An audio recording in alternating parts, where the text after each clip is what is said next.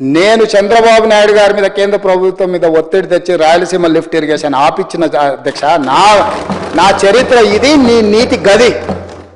ఇవాళ నేను సూటిగా చెప్పదలుచుకున్న వేదిక మీద నుంచి 2 రాష్ట్రాల మధ్యలో మంచి వాతావరణం ఉండాలని ఇప్పటి వరకు నేను సాధించిన విజయాన్ని కూడా నేను చెప్పుకోలేదు అధ్యక్ష.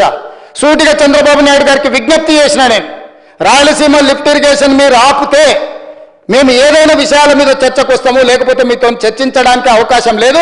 మొట్టమొదట 3 టీఎంసీల పర్ డే అక్రమంగా నిర్మిస్తున్న రాయలసీమ లిఫ్ట్ ఇరిగేషన్ పనులను మీరు ఆపండి అని మేము వారిని క్లోజ్ రూమ్లో అడిగితే మా మీద గౌరవంతో రాయలసీమ లిఫ్ట్ ఇరిగేషన్ ఆపేసింది అధ్యక్ష. మీరు ఈరోజు నిజ నిర్ధారణ కమిటీని సభ నుంచి పంపించండి.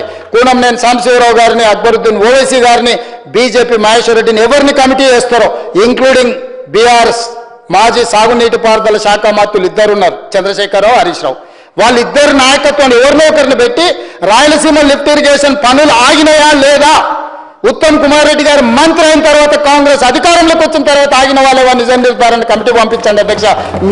మీరు ఆదేశాలు ఇవ్వండి అధ్యక్ష. ఈ సభ నుంచి మేము అక్కడ రాయలసీమ లిఫ్ట్ను 3 టీఎంసీల పర్ డే దోపిడీని ఆపిచ్చి చర్చల పేరు మీద ఈరోజు పాలమూరు రంగారెడ్డి ఎత్తిపోతలకు అనుకూలంగా నిర్ణయాలు వచ్చి ఉమ్మడి రాష్ట్రంలో మా ప్రాజెక్టులకు మీరు ఎలాంటి అభ్యంతరాలు పెట్టకండి, మా కడుపు కొట్టకండి అని వాళ్ళ మీద ఒత్తిడి తీసుకొచ్చి ఈరోజు ఒక కొలికి పట్టుకొచ్చిన మాట.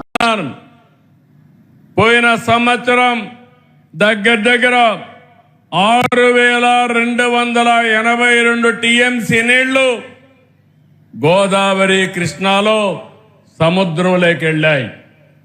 గోదావరిలో నీళ్లు పుష్కరంగా ఉన్నాయి. అందుకే మీరు చూసినప్పుడు నేను ఎప్పుడు కూడా గోదావరి నీళ్లు వాడుకుంటే ఎప్పుడు నేను అడ్డు చెప్పలేదు. విభజన తర్వాత కాళేశ్వరం ప్రాజెక్టు కట్టినప్పుడు గోదావరి పైన ఎన్ని ప్రాజెక్టులు కట్టినా పర్వాలేదు, మనకు నీళ్లు వస్తాయనే ఉద్దేశంతో నేను ముందుకెళ్ళాను. గడిచిన 40 సంవత్సరాల్లో 3,000 టీఎంసీ నీళ్లు గోదావరి నుంచి సముద్రం లేకపోతున్నాయి. పోలవరం ప్రాజెక్టు పూర్తవుతుంది, కృష్ణా గోదావరి అనుసంధానం జరుగుతుంది. నా జీవితంలో ఒకటే కోరిక, ప్రపంచంలో తక్కువ నీటి వినియోగం చేసే దేశం భారతదేశం.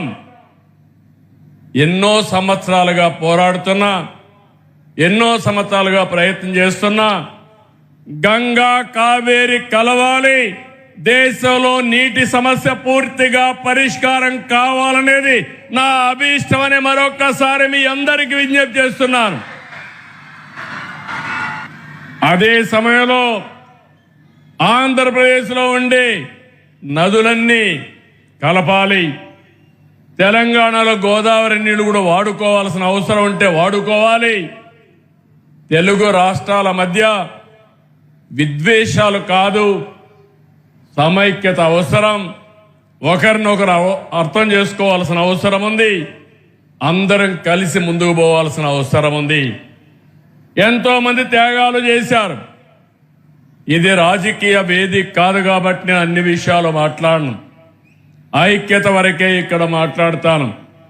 మిగిలిన విషయాలన్నీ బయట చెప్తాను.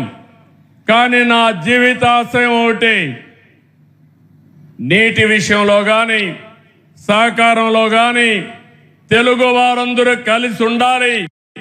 ప్రపంచంలో ఎక్కడున్నా మనల్ని గుర్తించేది ఏకైక భాష, అది తెలుగు భాష. ఆ భాష ముందుకు పోవాలంటే, తెలుగు జాతి ప్రపంచంలో నెంబర్ 1 కావాలంటే మనకు కూడా ఐకమత్యం అవసరం అని చెప్పి మరొక్కసారి తెలియజేస్తున్నా.